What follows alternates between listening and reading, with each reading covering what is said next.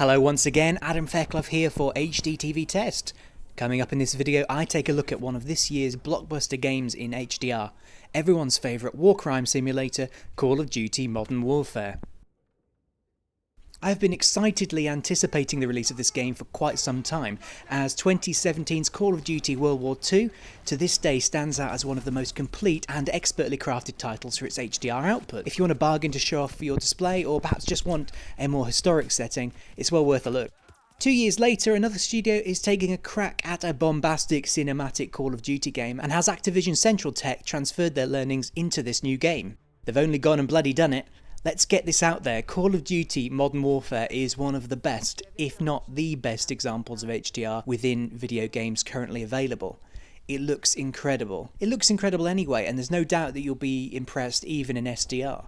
It's just incredibly polished. I literally gasped about 5 times in my first hour of playing at various moments of high impact intensity in the visuals, so I'll share some of these examples throughout the video. Let's quickly take a look at the setup, which you'll see on your first boot. It's the same as World War II, a black point and a white point setup. This actually affects the game's display mapper, ensuring that the core of the image is the same no matter what, but the output is tweaked to ensure a nice roll-off which retains highlights. According to the white papers for Call of Duty World War II, this was a BT2390 display mapper, which is the standardized implementation used for displays now for HDR10 and HLG content.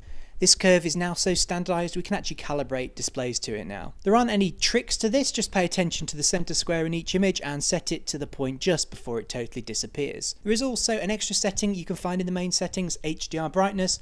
This is a global adjustment. Maybe if you're struggling to see when you're in a bright room, turn this up. Otherwise, the default option looked really great to me in a dark room. The peak brightness of the game will range from 250 nits all the way up to 10,000 depending on what you choose, so you are well catered for. I'd love to see how the game would look on an insane 10,000 nit lab display. Just a quick couple of display specific tips. If you've got a recent Samsung display, as I do, you can set your ST2084/gamma option to -1, and this will stop things clipping above 1000 nits. If you've got a display that is capable of a slightly higher output, this is beneficial to you. It'll help you to achieve some higher peak brightness and retain a little bit more highlight detail. If you've got a 2019 LG OLED, make sure you've got the latest firmware which landed earlier this week. Find the dynamic tone mapping option and set it to HGIG, which if you saw my PS4 video a couple of weeks back is part of a new standardization for handling HDR in games. In theory, enabling this will tell the display to stop trying to tone map on top of what the game is already tone mapping, ensuring that you see exactly what the display is presented with. A reference image, if you like. This should help to reduce posterization and banding artifacts that post-process tone mapping can induce from a display. This will also help you to make sure that your OLED can achieve its maximum peak brightness. So over in the game itself, everything is wonderfully crafted. In these nighttime scenes, we can see the artists have tweaked the colours to better represent human vision in low light. We actually see less saturated colour and we become more sensitive to blue wavelength light. This is seen a lot in movies and games, but it's often pretty heavy-handed with very blue, teal coloured shadows. It's really subtle here. When something bright pierces through the shadows, it is presented with an insane high intensity. Combine this with 60 FPS and you're a recipe for something that looks uncannily natural. Later in the game I found myself failing because I wanted to shoot things I shouldn't be. Remember kids, don't shoot shoes. When I wasn't mucking about, crawling around light sources and admiring the materials of policemen's jackets, I was blown away by how great everything looked. In the Piccadilly Circus segment of London, I was taken back by the realism on show from the police high-vis jackets and patrol cars.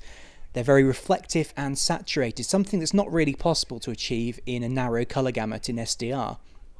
This section presented very super saturated greens and reds that fell far outside of Rec 709, something that we rarely see in video games up to this point, as production values still require assets to be worked on in sRGB. Taking a look at these scopes as I reviewed the footage confirmed frequently wide colour gamut output. As a side note, the game has some really nice options for audio files, allowing you to select several presets which show which frequencies will be adjusted. It even has a studio reference option with no adjustments. Nice. Moving in and out of dusty buildings from shadow to brightness, it's clear that the eye adaptation has been tuned primarily to respond to the centre area of the screen, near to your reticule. This ensures that as you play, your line of sight is never obscured by over or under exposure. I also feel that this accentuates the impact of the brightness on numerous occasions, as human eyes are actually most sensitive to light and movement in their more peripheral areas of your retina. This center-weighted adjustment is not unique, and I've seen it in other titles. However, I feel that it perhaps works better in a first-person game where you are more focused on the reticule and looking down the barrel of the gun. WCG and HDR shows up all over the place. In this area of the game, which takes place during the blue hour, I was blown away as I transitioned from this artificially lit interior to the naturally lit outside world. This area caps out at only 200 nits for the sky elements, with artificial lights hitting maybe 1,000, but that additional range between the shadows and the 200 nit sky, combined with the colours that exist within the natural world, which Rec 79 can't show, it really tricks your brain into thinking it looks real. It's amazing. Of course, for many Call of Duty fans, it's all about the multiplayer. So what's going on in here? Well, the good news is that the core technology seems to have carried across. Your settings persist. We see the same peak output happening. There is an overall change to the art style, and you can see this in the Piccadilly multiplayer map, which is lit very differently to the campaign. And it's overall less contrasty. This will be a deliberate change to ensure clear visibility of enemies and make sure there are no pockets of darkness for you to camp in. The post-processing effects seem to be turned down a little bit, so bloom is a little bit less obvious and there's less kind of dust and smoke effects. So just in summary, Call of Duty Modern Warfare is a visual showcase, making use of both WCG and HDR in a very carefully managed and intentionally designed way, almost unlike anything I've seen to date. For anybody with a premium display who is interested in fantastic visual content, this is a must. And you know what? I really enjoyed the game too. So that's all for now. I really hope you enjoyed the video. If you want to see more of these, please like and subscribe, leave some comments down below. Thanks for watching.